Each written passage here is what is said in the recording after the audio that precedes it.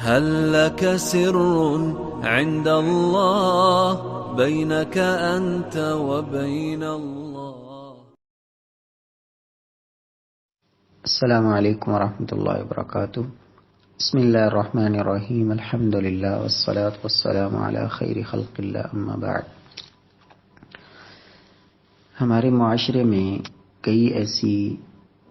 باتیں جو عام لوگوں میں مشہور ہو جاتی ہیں جن کی کوئی حقیقت نہیں ہوتی۔ عربوں کے اندر بھی اسی طرح کئی توہمات پائے جاتے تھے، جیسے بیماری کا متعدی ہونا اور بدشگونی لینا، الو کا بولنا اور سفر کے مہینے کو منحوس سمجھنا۔ نبی کائنات صلی اللہ علیہ وسلم کا فرمان ہے، صحیح بخاری میں سیدنا ابو ہریرہ رضی اللہ تعالی عنہ روایت کرتے ہیں، رسول اکرم صلی اللہ علیہ وسلم نے فرمایا، لا عدوى ولا طیرہ، بیماری متعدی نہیں ہوتی، ایک کی مرض دوسرے کو نہیں لگتی۔ جس طرح پہلے کو بیماری اللہ رب العزت کے حکم سے اور اس کے مقدر میں لکھا ہوا تھا تو لگی ہے، تو دوسری کی مرض بھی اسی وجہ سے ہی ہوگی، اس پہلے شخص کی بیماری کی وجہ سے اس کو بیماری نہیں لگے گی۔ ولا طیرہ، اور بدشگونی نہیں ہے۔ عرب لوگ گھر سے نکلتے، سامنے کوئی پرندہ اڑتا دیکھتے، یا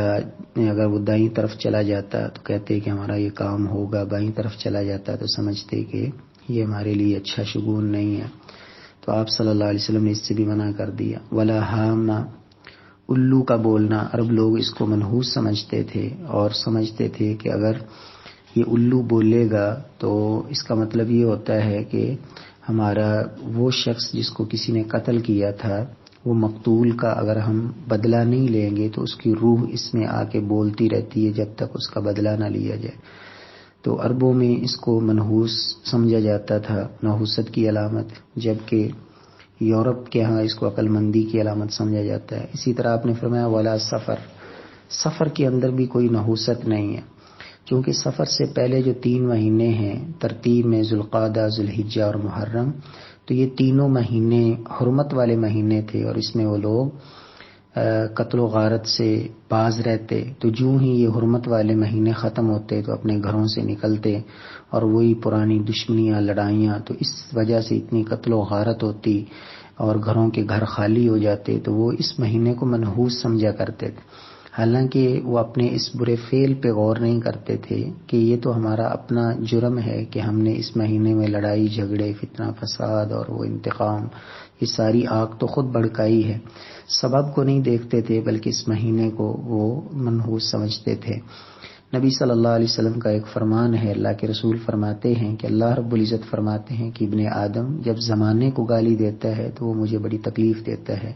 اس لیے کہ زمانے کو بدلنا، زمانے کو پھیرنا، یہ تو میرے اختیار میں ہے۔ حدیث کے آخر میں اللہ کے رسول صلی اللہ علیہ وسلم نے فرمایا وَفِرَّ مِنَ الْمَجْزُومِ كَمَا تَفِرُّ مِنَ الْأَسَدِ، اور کوڑ والے سے اس طرح بھاگو جس طرح تم شیر سے بھاگتے ہو۔ تو اس کا مطلب ہے احتیاط کو اختیار کرنا، یعنی اگر آپ کسی ایسے شخص کو جس کو اس طرح کی بیماری موجود ہے تو آپ اس کے پاس نہ جاؤ، اس سے دور رہو۔ اس میں یہ نہیں ہے کہ اس کی بیماری آپ کو بیماری لگ جائے گی، بلکہ مقصد یہ ہے کہ اگر اس کے پاس جانے کے بعد آپ کو مرض لگ گئی جو حالانکہ آپ کی تقدیر کی وجہ سے آپ کو لگی ہوگی، تو کہیں ایسا نہ ہو کہ عقیدے کی کمزوری آ جائے اور آپ سمجھیں کہ اس سے مجھے یہ بیماری لگ گئی ہے، اس وجہ سے احتیاطاً اس کو اختیار کرنے کا یہ حکم دیا گیا ہے، تاکہ آپ کے ذہن کے اندر ایسی بات آئے ہی نہ جائے کہ بعد میں آپ ایک قبیح اور بڑے جرم میں مبتلا ہو جائیں، تو اس سے پہلے ایک ایسا کام جس کو شریعت نے جائز قرار دیا ہے آپ اس کو اختیار کر سکتے ہیں۔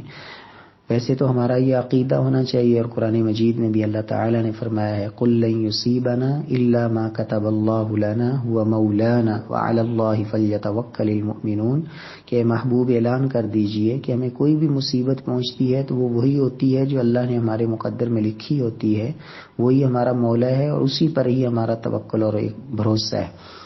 تو ایسی بدشگونیاں جیسے آج کل ہمارے ہاں ایک تو یہ بھی ہے، گھر سے نکلے اور سامنے بلی آ گئی تو اس کو بھی منحوس سمجھا جاتا ہے، اور بعض عادات کو لوگ منحوس سمجھتے ہیں، بعض اشخاص کہ جی فلاں شخص آج میں مل گیا تھا، اس وجہ سے آج ہمارا کام جو ہے نا وہ ٹھیک نہیں رہا، ہمارے کاروبار میں مندہ ہو گیا ہے. اسی طرح کئی لوگ جو ہے ہوتے جس وقت ہم نے ادھار نہیں دینا، یہ نحوست کی علامت ہے. ایسی باتیں یہ ساری جو ہے وہ توہمات ہیں جو عقیدے کی کمزوری کی نشانی ہے. ایک بندہ مومن کا اپنے رب کی ذات پر توکل اور بھروسہ ہونا چاہیے.